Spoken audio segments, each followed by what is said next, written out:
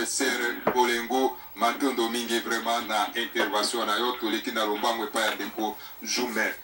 ndeko Roger na moni yo lobia olobi ke tozali hors sujet ezali likambote tozali hors sujet ezali ba réponse oyo bazali kopesa na intervention ya Zabwana moto azali komema biso parfois na hors sujet ye moka lobaki ke totika sujet kasi tango tozali komona iye azali komema biso na libanda kasi lokola ye azali komema bandeko na libanda esengeli bandeko balanda kaka maloba na ye po ete baluka mpe lolenge na bango mpona kozongisa ye mpe na kati na nzela alors ye mpe soki amoni ete bandeko baza kozongisa ye na nzela te ye akosala effort na ye mpona koluka lolenge nini ye akodefendre eza likambo ya hors sujet te ndeko donc yango topesi yo maloba yokoka kozongisa biso sikoyo na kati na sujet na biso oyo tozali koloba le grand homme de Dieu Mfumu Kimbangu. Alors ndeko yo mekana kopesa nano biso mpe mwa précision parce que motuna na tuna ekai pa ndeko Zabwana ya nopende na malonga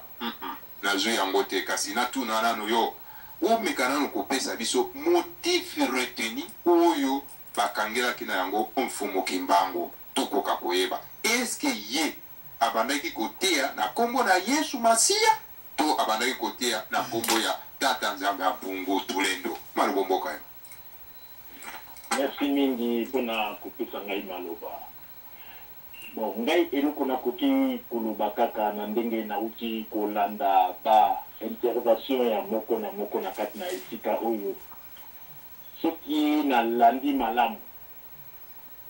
Ngai nazali ko relever kaka point moko oyo ezali kotalisa ete Papa Simon Kimbangu arrestation na ye bit nango ikokaki kozalela po ete abandaki kotelemela ba intérêt oyo bamindele bayaki koluka na Congo pe ba makambo oyo bamindele babandaki kolobela ba africain na tango wana pe kopesa bango liloba na nzela ya Biblia. Alors biloko oyo abandaki kotelemela yango wana problème lisusu ngai nakoki kobakisa namoni ndeko oyo po kombo na ye nakangaki yango malamu te ndeko oyo autaki koloba ete Papa Simon Kimbangu ba révélation elaki ye a partir ya nzete ya mbila pe mai ya nani masanga ya nzamba nde ezalaki inspiration oyo Nzambe arevelaki mpona Nzambe na biso ya bato mundo bato bakoki komela pe ezali libiki. Mais soki nalandi malamu na ba intervention nyonso tu oyo ndeko azali kosala référence na ye mingi ezali kaka soki bolingi botuna bakimbangisi soki bolingi botuna bakimbangisi. Alors wana ezali défaillance monene mpona nini nalobi bongo parce que ata lelo soki okei na niveau ya tribunal deux parties ezali wana jamais moto baye kofunda ntango alukaka luka batémoin akobanda kopesa batémoin oyo baye nsima na ye. Batémoin bazalaka mingi bato oyo bazali banda oyo baza baneutre oyo bayebi makambo ndenge elokaki bamonaki me bazali na kote ya moto oyo bafundi te wana nde juge ayokaka malamu. Mais eloko na ye bokamwa ntango ye aza koloba ba histoire mingi oyo mingi biso toyebaki te ndenge nalobaki na ebandeli te tobandaka koyoka Papa Kimbangu asalaka boye me lelo na ye koyoka mwa mingi me eloko etingi ete nazwa histoire yango mpenza na ndenge ya kilo te mpo na nini po ete namoni référence na ye mingi kaka ke likambo nalobi ifo kotuna bakimbangisi likambo nalobi ifo kotuna bakimbangisi. Le problème est que bakimbangisi ezali neti histoire oyo ntango bazalaki bana mike baza kokola bapapa na bango baza koyebisa bango tala likambo ezalaki boye ndenge nalobaki ke histoire ya Papa Kimbangu ezalaki kaka de bouche à l'oreille. Yango wana omoni eloko oyo etindi ete nazwa yango mpenza na mwa makasi te to mwa kilo te mais nazali kozwa nde kombo ya Papa Simon Kimbangu na kilo na oyo na yebi asala quand même parce que wana même papa oyo tozali na Congo bakonfirme yango mais oyo makambo oyo ndeko auti kobakisa ebele awa la moni ete ezali mingi ezali bainspiration na ye moko to ndenge mpe alobi ke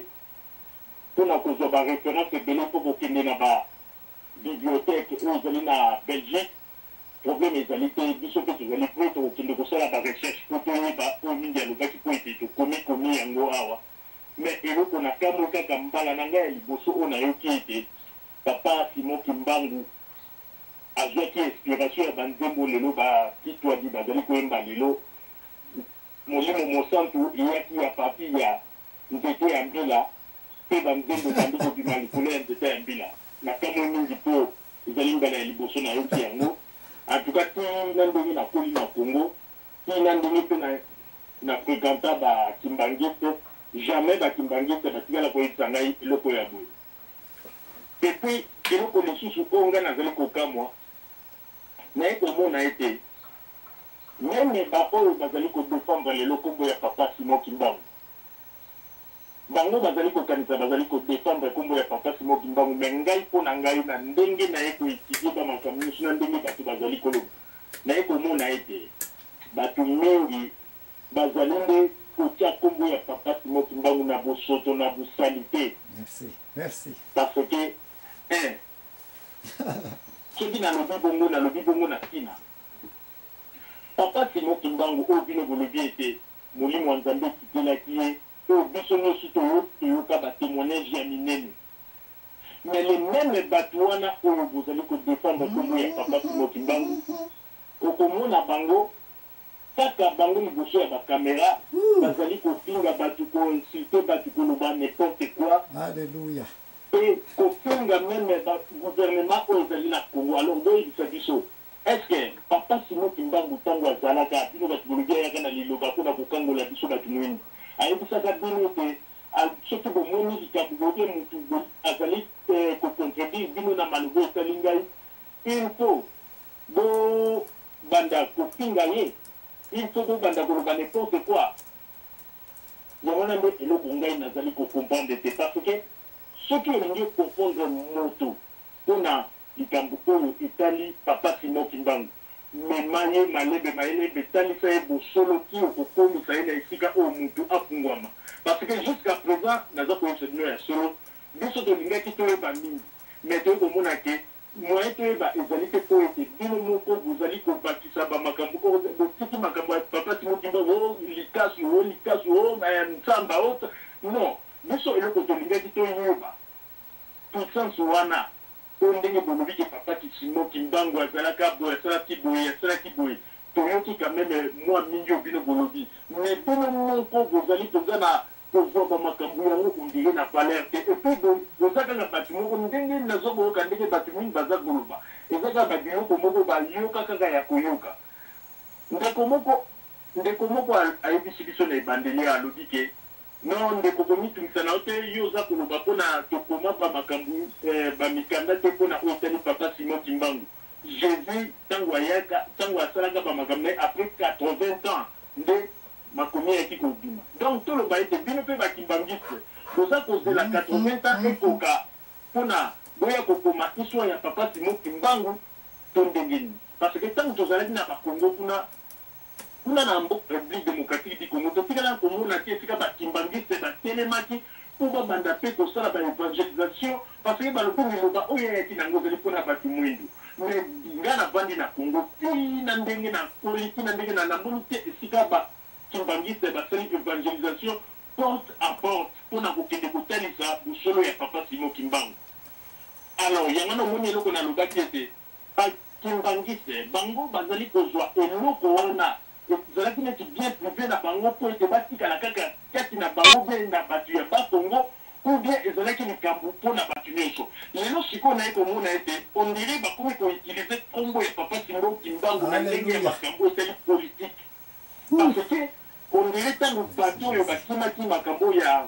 Joseph Kabila baye na poto batali balobi bo eloko nini tokoki kosala mpo bazwa bato yale bakei loko bayebi ke bakimbangiste bazali popularité mingi ya na poto bakei sikoyo balobi ya biso toye nsima na bino babandi koannonce kombo ya Simon Kimbangu. Alors bakimbangiso mpe bazali faible bamoni ete balobi bato balingi biso naye komoyoka ndeko moko awa tolobaki même balobaka yango te ta soki boteli yango na liloba ya nzambe balobi ete il faut korespecte bakonzi na bino ya mboka mais nayoki moto aza kodefendre nkombo ya papa Simon Kimbangu azali koloba ete président Kanambe voire même komoni ke tokomi na hors sujet yango naloba eke tokomi kobima libanda ya sujet ozokomona ata soki président aza na mabe na ye mais oyo sikoyo tozali kodefendre nkombo ya papa Simon Kimbangu kotalisa monene na ye alors ndenge ezali wana ndeko wana jusqu'à présent naza nanga convaincu te mpo nini nakomonaka référence na ye botuna bakimbangisi alors ngai ndenge nayoki boye biso tokosala ti tokosala barecherche tokokende te na Belgique mpo tosala barecherche toluka